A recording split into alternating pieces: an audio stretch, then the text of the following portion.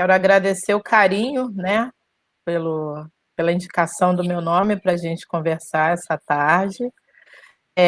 A minha formação, eu venho do curso de letras, eu fiz português e francês na graduação, na PUC, e na época foi um bacharelado, né, que naquele momento era um bacharelado de secretária executiva bilíngue. Olha só que caminho que a pessoa vai fazendo.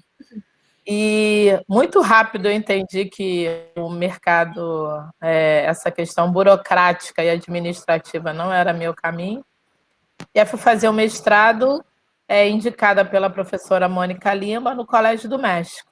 E aí foi quando eu morei no México 4 anos, aí fui fazer já o mestrado no programa de Ásia e África do Colégio do México. E depois vim fazer o meu doutorado já no programa de literatura comparada da UERJ. E atualmente eu sou professora da Universidade Federal Rural, aqui do Rio de Janeiro, campus Nova Iguaçu, porque quando se fala em rural, as pessoas no primeiro momento imaginam seropédica, mas é do campus Nova Iguaçu. E dentro da Rural eu tenho atuação à frente do ITAM, que é um grupo de pesquisa sobre mapeamento das narrativas negro-diaspóricas, e também sou tutora do PET Conexões Baixada Fluminense.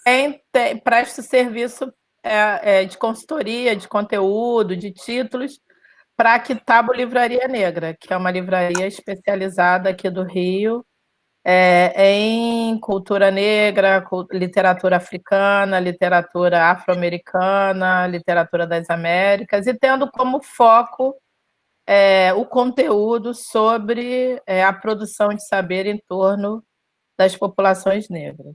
Sim. E quanto tempo que já existe a Kitabo? A Kitabo ela foi fundada em 2008. Ah, sim, já tem 12 anos. 2008. E aí a gente fundou, inicialmente ela começou como uma loja física na Lapa, ali no Beco do Rato, e aí depois, por questões óbvias, né, de uma livraria focada na questão racial sobreviver num cenário como uma pequena empresa, ela fechou e recentemente reabriu online. Então a gente tem aí concentrado todos os nossos esforços sobre o comércio online.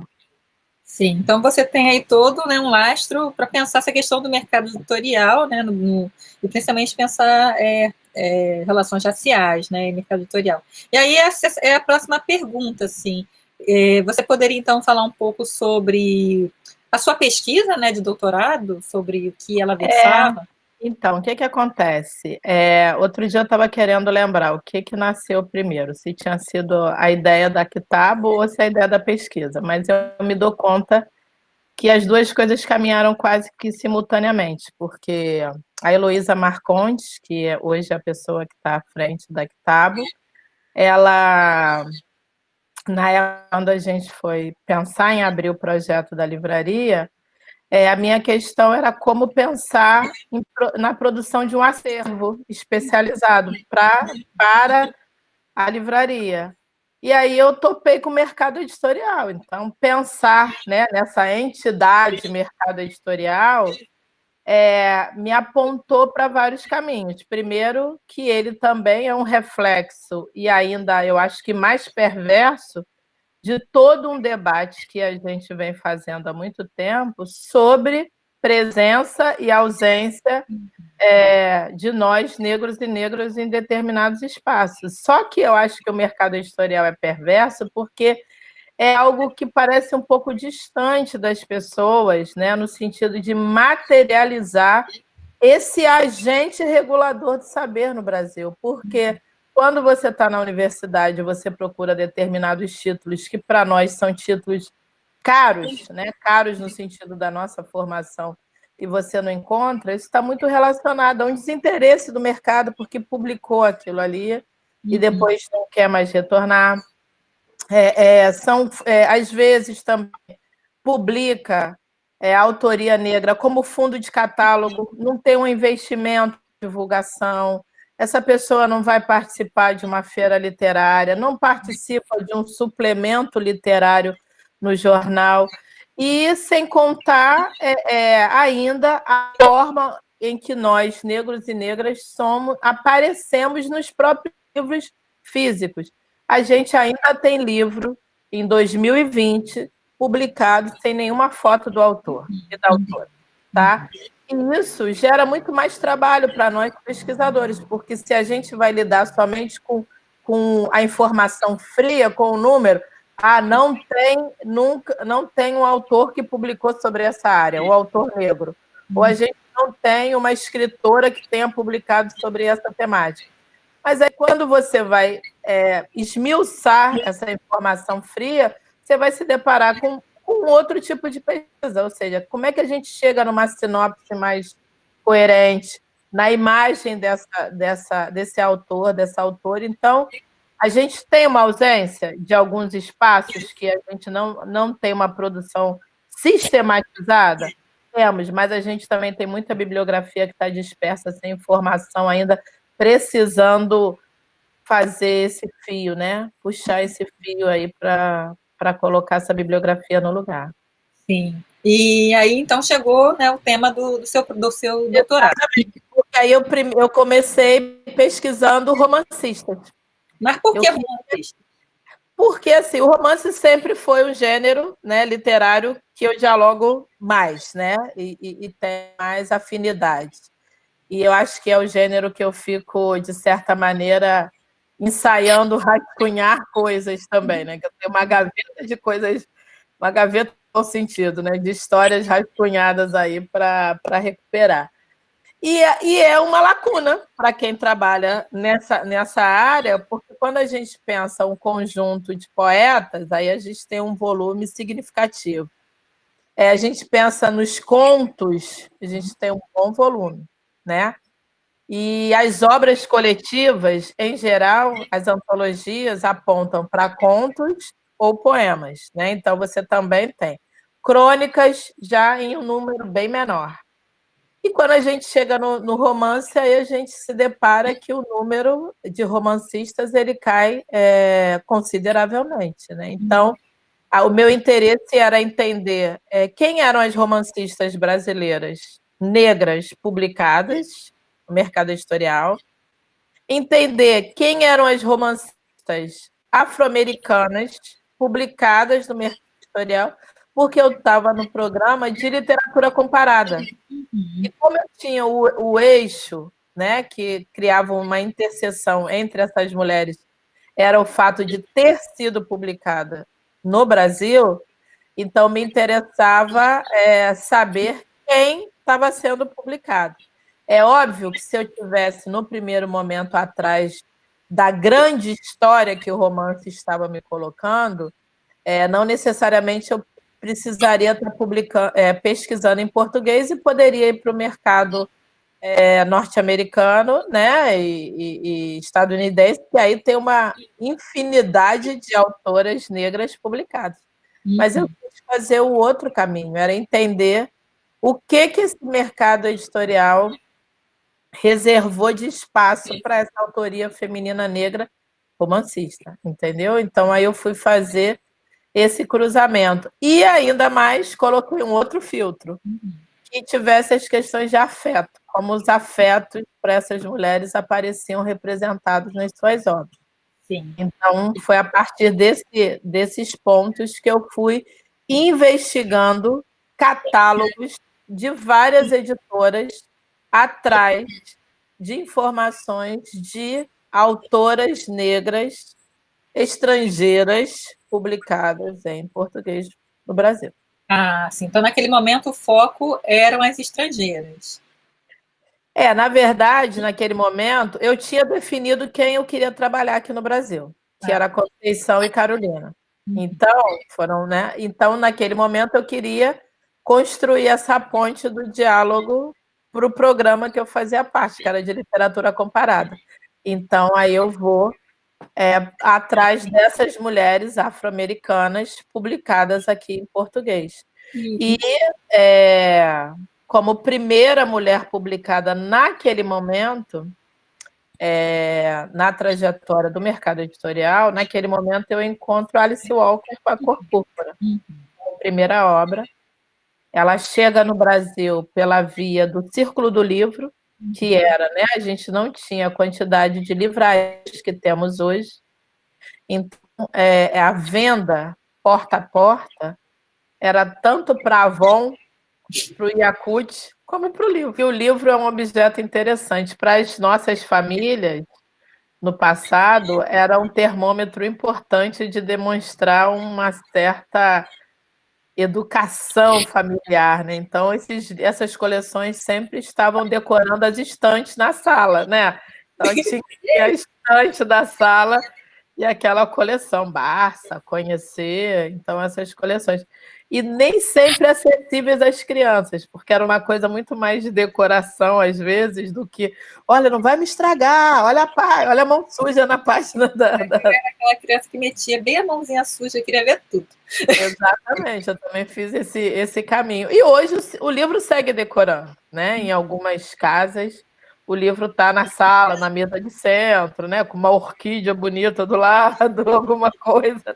Bem, Ele está ali cumprindo o seu ritual da decoração e trazendo um ar de erudição para o dono da casa, né? Que eu acho que também é esse livro que decora, ele traz um ar de erudição ao dono da casa. vai ficar falando aí do Círculo do Livro da Alice Walker. Ela chegou também por esse caminho do círculo. Ela chegou pelo caminho do círculo e no momento de ditadura militar no país, né? Então, ela chega como best-seller. Ela tá entendeu? Eu nunca me dediquei, até porque o inglês não é a minha primeira língua pensando em tradução, mas o caso, pensando até você que trabalha com isso, eu imagino que cotejar o original da Cor Púrpura para aquele original publicado, eu acho que ele deve ter sido muito suavizado no português naquele momento para poder ser publicado. Mas o nosso hiato editorial e desse tipo de narrativas segue sendo ainda um hiato complicado, e esse livro definitivamente marcou uma geração, e ainda marca, né? Mesmo com toda a alteração que a original sofreu. Eu não vou nem possa ter sofrido. Eu ouso dizer sofreu. Né? A gente sabe como a coisa funciona. E mais tarde eu descobri, na década de 40, foi publicada uma outra mulher negra aqui no Brasil, chamada Anne Petrie. E a obra dela se chama A Rua. Eu encontrei por R$ 3 num sebo. Então, ou seja, ela tem um hiato aí de quase 40 anos entre a publicação dela e da Alice Walker. E na década de 80, tem o curioso que eu encontrei um conjunto de mulheres da Ilha de Guadalupe, no Caribe. Nossa. Várias mulheres da Ilha de Guadalupe publicadas aqui no Brasil. Não sei, ainda a pesquisa ainda não me apontou porque naquele momento esse conjunto de mulheres, até porque foi um percurso de diálogo que se cortou. A gente hoje não tem esse diálogo profundo com o Caribe. Uma pena. Né? Mas eu tenho uma pergunta aqui mais específica, que é muito o movimento que você já está trazendo. Posso estar equivocada, quem estudou o tema foi você, mas por que tem uma atenção maior, uma produção maior para essas autoras, né, provenientes dos Estados Unidos, no nosso mercado editorial, em relação às autoras nascidas no Brasil, mulheres negras nascidas no Brasil? Por que me parece que houve uma atenção maior do nosso mercado editorial para essas nascidas nos Estados Unidos? Olha só, eu acho que tem o mercado editorial brasileiro, ele é movido, eu ouso dizer, como várias grandes corporações, por influências das coisas que dão dinheiro, né? Então, naquele momento, um debate em torno de uma literatura negro-brasileira não tinha, mas a Alice Walker estava fazendo o seu filme e foi adaptado para o cinema pelo Spielberg, entendeu? Então, tanto que nós temos no nosso mercado editorial várias ondas, né, de publicações em que a capa do livro corresponde imediatamente ao cartaz que é produzido para o cinema. Um bom exemplo disso é Preciosa. É a mesma capa que se reproduz. 12 anos de escravidão é a mesma capa também. Então, assim, é uma trilogia desse apelo comercial, né? De vejo o filme, leio o livro e ouço o disco, né? Então, você tem esse caminho. E eu acho que era um desconhecimento mesmo do mercado editorial brasileiro que existia uma literatura sendo produzida negra aqui no Brasil. Então, hoje você tem casas editoriais aqui no Brasil, por exemplo, que é detentora de toda a obra da Toni Morrison. Uhum, uhum. É uma grande, inclusive, casa, né? Estou com um deles aqui. Né? É. Não vou dizer o nome. Ela é detentora de todos os livros da Toni Morrison. Notei isso. Agora, mas o que significa, por outro lado, você ter como pagar um direito autoral de uma autora que é prêmio Nobel? Tem que ter, tem que ter, tem que ter. Entendeu?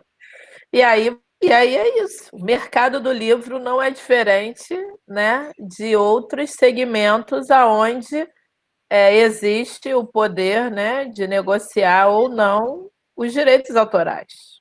Né? Então, agora é claro que qualquer casa editorial, indiscutivelmente, gostaria de ter uma prêmio Nobel no seu catálogo. Uhum. Quem não quer ter uma prêmio Nobel no seu catálogo? Eu adoraria poder ter uma prêmio Nobel no meu catálogo. Mas aí você, nesse seu processo de buscas, né, você localizou aí um número bem interessante aí de mulheres negras nascidas no Brasil que produziram, que escreveram romances, né? Quantas que você localizou até o momento? Eu vou quando eu vou até pegar aqui um documento bem fresquinho para poder te passar.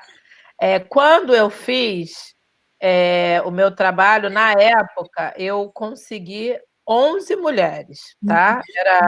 Era pesado isso, né? De você estar trabalhando somente com 11 mulheres. Agora, recentemente, tem um trabalho da Fernanda Miranda, lá de São Paulo, que foi publicado pela editora Malê. Eu estava com ele aqui só para eu falar o título certinho para você. Nesse trabalho da Fernanda, ela vai aqui, eu já cheguei aqui. Ela vai exatamente analisar. Deixa eu abrir aqui. Ela vai exatamente analisar, faz uma atualização. Inclusive, ela vai trabalhar com homens e mulheres. E eu peguei uma tabela que ela fez, e a partir dessa tabela que ela fez, eu ainda atualizei umas últimas produções. Vou falar para você aqui. Tabela de romancistas negras brasileiras. Então, eu tenho hoje publicados, contando com o livro da Eliana, 30 romances. Nossa! Tá? Nossa! 30 romances. Não, não significa. Mas aí eu vou chegar.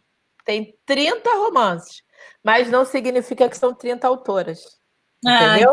Às vezes a Tipoliana já tem 3 romances. Exatamente.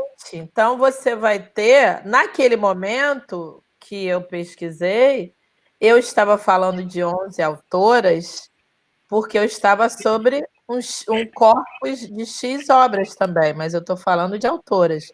Hoje nós temos 30 romances publicados, tá? Mas não são 30 autoras, entendeu? Quantas autoras são? Você tem, vamos lá, eu vou falar aqui para você, vou abrir aqui para te falar aqui, ó. Eu vou ler o nome dessas mulheres um pouquinho para você, ó. Maria Firmina, Ruth Guimarães, Carolina Maria de Jesus, Anajá Caetano, Aline França, Marilene Felinto, Ana Paula Maia, Conceição Evaristo, Ana Maria Gonçalves, Miriam Alves, Luan Zaila, Eliana Alves Cruz e Elisa Lucinda. Eu acho que eu ainda repeti Eliana Alves Cruz 2 vezes. Então, ou seja, de 30 obras, A gente tem quase umas 15 autoras por aí, mais ou menos, porque só a Conceição tem 3, Eliana tem 3, entendeu? Ana Paula Maia tem alguns, né, uns 4 romances, pelo menos 5, estou falando de cabeça. Marilene Felinto, Elisa Lucinda, né? Miriam Alves, tem 2, né? Tem Bará e a outra obra dela também. Então, você acaba que tem uma repetição da autoria. Isso também é interessante para a gente pensar, né? Você tem um ciclo de mulheres que estão mantendo e aquecendo esse gênero literário, né? Isso aí é bem importante para a gente pensar também. Sim, eu acabei agora, né, de comprar, né, nem ainda foi, nem teve a estreia, vai ser amanhã o lançamento, mas eu já comprei no pré-lançamento o novo livro da Eliana Alves Cruz, Nada de Ti que em Ti Não Veja, né, eu acho que ela é um nome aí bem interessante. Outro romance histórico, acho que é um dado também muito importante sobre a produção de uma parte dessa autoria, que existe assim uma dívida muito grande entre o que foi esse passado nosso negro e a historiografia oficial. Então, eu acho que a literatura tem lindamente cumprido seu papel de recriar e ficcionalizar o que a história oficial quis rasurar, não quis comentar, botou uma pedra em cima, e essas mulheres vêm puxando. E um fio importante, que a gente já até conversou, na maioria desses romances, as protagonistas escravizadas leem e escrevem. Essa parte me interessa bastante. Exato, é importantíssima, né? E não por acaso, por que essas mulheres vão puxar esse fio das protagonistas com essa ferramenta e essa habilidade de ler e escrever como uma condição natural da vida delas nesse momento? É claro que são construídas formas de blindagem dessas mulheres, de proteger esse saber. Esse saber não é um saber exposto, que a gente sabe perfeitamente o que, né, estava colocado para elas se isso fosse revelado. Mas não é por acaso que as autoras negras contemporâneas têm se debruçado em torno do romance histórico e as suas protagonistas leem e escrevem. Isso não é por acaso. E é interessante você tocar nesse ponto, que é exatamente o que eu tenho pesquisado hoje, assim, que assim, eu tenho dado essa disciplina, né, História da Educação e História da Educação Brasileira. E na História da Educação, eu sempre utilizo a cor púrpura, né? E eu coloco o livro e coloco também o filme, né? Porque o filme acaba até que funciona mais porque normalmente são turmas noturnas, o filme funciona mais para discutir em sala, mas eu indico o livro. E eu coloco também um defeito de cor. E elas se interessam, eu não coloco como obrigatório, mas elas leem e elas sempre vêm falar comigo depois que ficaram impactadas. Sim. Sempre vêm falar que ficaram, nossa, mas como que eu não tinha lido isso antes, assim, como que eu não conhecia essas histórias antes? Vem sempre falar isso. Normalmente são mulheres negras. Uhum. Sim. Agora, é um percurso, né? Porque, primeiro, a gente pensar o que foi o século XIX, né? O século XIX, em termos de constituição de um projeto aí nacional. Quem estava autorizado a ser cidadão, quem não estava. E o que a historiografia oficial seguiu insistindo nessa imagem construída, né? E aí eu acho que a literatura, e aí eu tenho que puxar muito a brasa para o nosso lado, vem para rasurar isso completamente. Falar, não, eu tenho, personagens X, Y, Z que estavam ali, estavam fazendo a comunicação, estavam fazendo, construindo processos de liberdade, construindo processos de alforria, e principalmente a não subserviência, porque eu acho que isso é algo que ficou muito talhado no imaginário social, né, de uma subserviência, né? Eu acho que o que vem revelando foram os caminhos da sobrevivência. O que se negociou, né? O que se negociou nesse momento? E é escrita como existência, né? Escrita como assim, né? Eu existo, eu vou aqui contar minha história. Então, é muita coisa da escrevivência também, né? Enfim, então eu gosto de subverter e acho que uma forma que a gente pode subverter e de promover reparação histórica também é dentro da sala de aula, e acho que a gente deve incluir essas autoras, principalmente essas mulheres. E aí, quando a gente retomar, né, o crime do Carlos Valongo, também que eu gosto, a gente vai entrar. Água de Barrela, o crime do Cais do Valongo, agora tem esse outro, eu não vou contar spoiler, que eu já sei a história, mas eu vou... meu livro ainda. Quando... Não vou. Depois a gente conversa desse que tem um elemento bem interessante nessa história. E assim, o trabalho dela de estar identificando personagens século XVIII, século XIX, né? E a Eliana tem algo que é muito produtivo e muito fantástico. Ela é jornalista de formação. Então, ela tem aí esse falo, né, para poder estar correndo atrás da notícia, para poder estar pegando, e aí consegue aí lindamente traduzir isso de maneira ficcional, né, o que é muito bacana. Sim, e aí eu acho que, né, como o canal é Conversas com Educação, acho que é nesse ponto que a gente se encontra, né, que a gente que está em sala de aula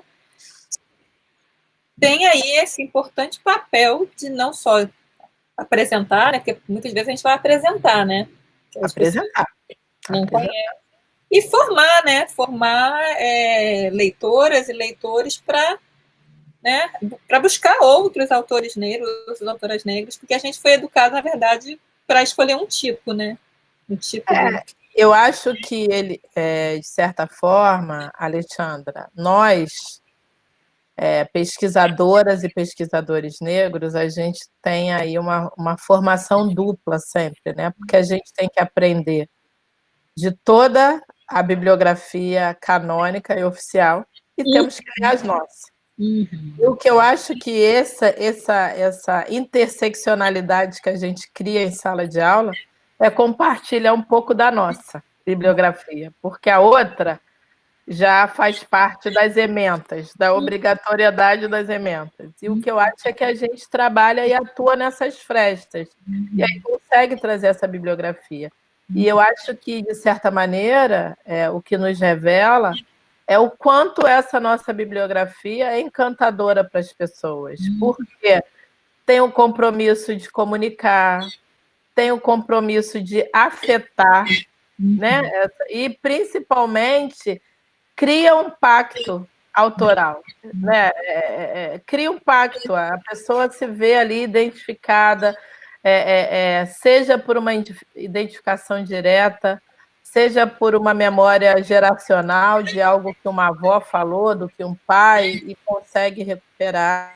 E eu acho que é um caminho muito importante. E aí a gente consegue construir multiplicadores, porque quando ele volta, quando essa aluna volta para falar com você, quando meu aluno volta, minha aluna, ele vai multiplicar, não vai parar nele a obra, sabe? Ele vai multiplicar, ele vai levar. E eu acho que é esse movimento que hoje em dia a gente já, graças a Deus, para mais, né? Que a gente está multiplicando. A despeito de toda a adversidade que a gente está passando agora. Agora eu vou fazer uma pergunta muito difícil, que é para a gente concluir, que vai te deixar. Vamos ver se é que você sai dessa. Mas você fez esse mapeamento, desses 30 romances, assim. Qual é o seu favorito? Eu sei, essa pergunta é difícil. Essa pergunta é difícil, a beça. Agora eu vou te falar, eu gosto muito de a Vicência da Conceição. Muito, muito, muito. Porque eu acho que ali a Conceição, ela foi... Quando eu comecei a ler essa obra, eu lia e parava. Eu lia e parava. Porque, assim, não sei se foi o momento que me pegou, mas, assim, que também tem isso, né? Quando você conversa com a obra, né? Mas era de um de uma coisa tão profunda, né, do afeto e a delicadeza que ela ia penetrando e falando da questão do racismo, de como uma família, né, ela migra e de como essa família retorna para o seu lugar, tantos elementos que fazem parte da nossa cultura e da nossa matriz religiosa, é o barro, é o arco-íris, é a forja, várias coisas que ela vai trazer, que eu levei um susto, assim, quando eu falei, caramba, sabe, olha a força do que a gente tem. Mas também, hoje, quando eu pego o Úrsula nas mãos, eu fico pensando, o que foi Firmina no século XIX? Sabe? Ela abre Úrsula pedindo desculpas. Olha, eu sei que é um livro pequeno, uma história pequena, mas, como um bom filho, uma mãe tem que defender o seu filho. Eu vou publicar o que significa isso em pleno século XIX. É claro, né? No primeiro momento ela assina como uma maranhense, mas depois ela coloca na rua uma história e que obedece a todas as características de um romance do século XIX, sabe? Em termos de estrutura, em termos de narrativa, tá ali, sabe? Ela está em diálogo com a cena cultural do país daquele momento. E hoje ainda segue uma incógnita se a gente tem nas Américas um romance publicado por uma mulher negra no século XIX, ainda não se achou, entendeu? A gente tem a experiência, aí você tem o seu trabalho das biografias, das autobiografias, mas um romance publicado por uma mulher no século XIX, sabe, a Firmina ainda está aí, sabe? Ainda está aí, mas aí, ao mesmo tempo, eu vou olhando para cada uma delas, né? E aí vou pegando um pedacinho de cada uma, e a gente topa com a Ana Maria, que vai escrever uma saga de 900 e tantas páginas, que, por sua vez, a gente olha e se assusta, mas quando pega o livro não consegue largar e resolve aquela leitura, sabe? Sei lá, numa semana ou alguma coisa assim. Não é? E aí você vai vendo, e a Eliana sempre com essa coisa jornalística, brincando, sabe? E vai para o Cais do Valongo e joga no nosso peito qual o verdadeiro crime que aconteceu ali naquele lugar para aquelas pessoas. E eu acho, assim, todas bárbaras, sabe? Todas maravilhosas e todas trazem, sabe? Eu penso na força da Miriam Alves, toda a questão da religiosidade que ela vai, sabe? E vai forjando a língua e vai trazendo e vai colocando para a gente. É isso. Viu? Difícil essa pergunta. É difícil. Eu também acho que eu iria pelo mesmo caminho que você. Mas quando você falou Conceição, eu falei, ela foi Conceição, ela fez ali uma... É difícil. É difícil. Isso porque eu não estou falando dos diários da Carolina, tá? Já que a gente está falando de romance, então eu estou respondendo romance, porque se eu ver os diários, nada me arrebata mais do que Casa de Alvenaria, sabe? Porque você tem Quarto de Despejo, que está aí, é uma obra que racha tudo, antes e depois do Quarto de Despejo. Eu acho que Quarto de Despejo também ficou uma camisa de força para Carolina, porque é a obra autorreferenciada dela. Quando ela quis começar a ficcionalizar, fazer outras coisas, ela já não interessou mais ao mercado editorial. Ela estava autorizada a falar de miséria, falar de favela, falar, sabe, de outras coisas. Agora, como eu trabalho com o mercado editorial, eu adoro Casa de Alvenaria, porque ela vai contar o pós-publicação de Quarto de Despejo, onde ela ia andando para poder publicar, entendeu? E aí ela vai falar de valores, olha, o editor combinou um negócio comigo, mas me deu um cheque de outro valor, e aí ele vai, sabe, ela vai falando de valores, ela vai falando das coisas, e muito atual, sabe? Muito atual, porque assim como naquela época, a Carolina era convidada para lançar o livro dela em qualquer situação. E hoje eu vejo que as autoras negras são chamadas para falar das suas obras, mas assim, muito das vezes numa mesa sobre questão racial, sabe, nos grandes congressos. Uhum. Eu não vejo, por exemplo, Conceição sendo convidada, ou Miriam, ou Eliana, a falar sobre criação de personagem num congresso XYZ, não. É sempre a questão do seu lugar de mulher negra, da sua história de superação, como você chegou até aqui, sabe? Carolina passava isso. Foi lançar livro em inauguração de conjunto habitacional, foi assim, ela andou em várias coisas.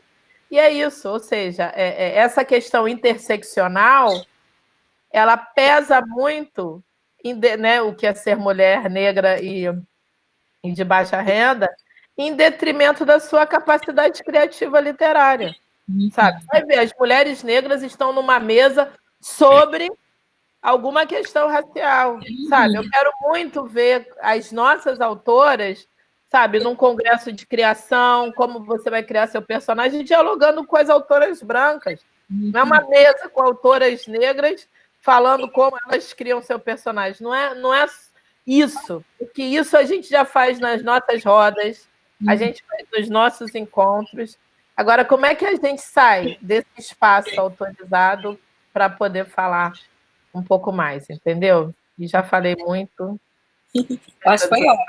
A gente poderia ficar aqui a tarde inteira, com certeza, porque falar sobre livros é muito bom, ainda mais quando você gosta de ler, né? E você estuda isso, então fica ainda mais interessante. Eu vou deixar de gravar aqui e a gente vai continuar conversando, senão depois fica muito grande depois.